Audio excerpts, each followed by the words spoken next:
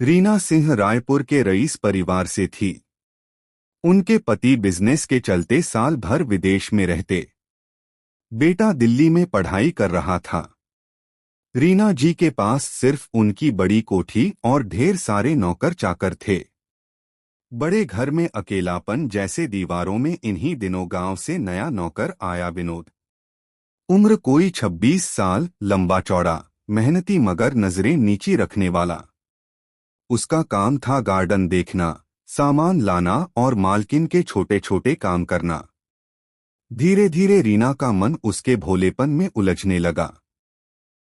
एक दिन दोपहर में चाय का कप थमाते हुए रीना ने पूछा, तुम्हारी बीवी नहीं है? विनोद थोड़ा सकुचाया, नहीं मालकिन, अभी नहीं। रीना मुस्कुरा दी। तभी तो इतना मन लगाकर मेरा ख्याल रखते हो। उस दिन के बाद बातों का सिलसिला शुरू हुआ।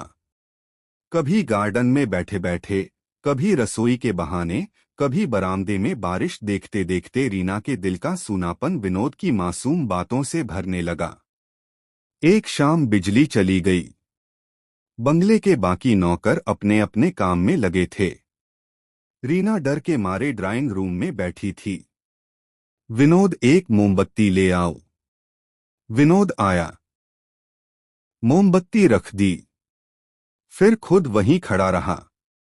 तुम्हें अंधेरे से डर नहीं लगता? नहीं मालकिन, पर आपसे दूर रहकर दिल घबरा जाता है। रीना ठिठक गई। उसने पहली बार विनोद की आंखों में देखा। उसमें डर नहीं, सच्चाई थी। बैठो मेरे पास जब तक लाइट नहीं आती। विनोद वहीं पास बैठ गया, चुपचाप। उस दिन पहली बार रीना ने बिना कुछ कहे अपने हाथ उस पर रख दिए।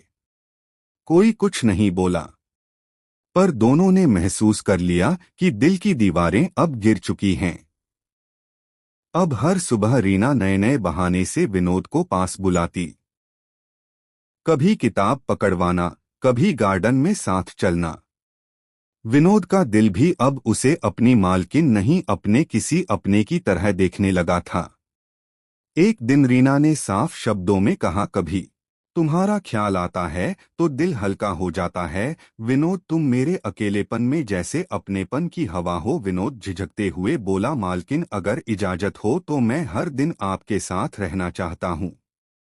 बस ऐसे ही, बिना कुछ मांगे। रीना ने पहली बार उसका हाथ थाम कर कहा, मुझे किसी के हाथ की गर्मी चाहिए थी, तेरी जैसी सच्चाई चाहिए थी। एक दिन बंगले में सब नौकर छुट्टी पर थे, सिर्फ विनोद और रीना। शाम होते होते बारिश शुरू हो गई। कमरे में दोनों अकेले, चाय का प्याला हाथ में। बारिश के मौसम में दिल कुछ ज्यादा तन्हा हो जाता है ना?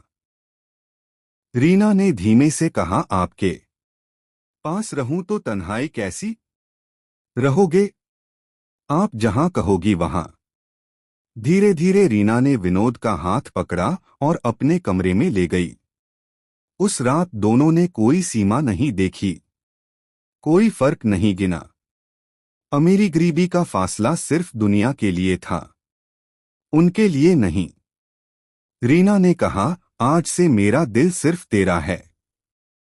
दुनिया जो कहे मैं नहीं सुनूंगी। अगले दिन रीना के पति का फोन आया। तुम्हें जैसी जिंदगी चाहिए ले लो रीना, मैं तुम्हारे लिए अब कोई मायने नहीं रखता।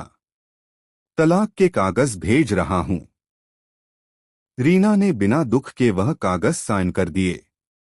विनोद को बुलाकर कहा, मैं बंगला छोड़ दूंगी, तू चाहे तो मेरे साथ चल, नहीं तो मैं तुझे भूल जाऊंगी। विनोद ने बिना देर किए उसका हाथ थामा। मालकिन, अब आप मेरी बीवी हो, जहां जाओगी वहीं रहूंगा। रीना ने सब बैठकर विनोद के गांव में एक छोटा सा घर बना लिया। सुबह वह खेतों में काम करता, रीना मिट्टी में पौधे लगाती। दोपहर में दोनों साथ खाना खाते। शाम को चौपाल में बैठते। लोग बातें करते, मगर वह लोग अब किसी के डर में नहीं रहते थे। धीरे धीरे विनोद का प्यार रीना को उस सुकून में ले आया जो बड़े बंगले के बंद कमरों में कभी नहीं था।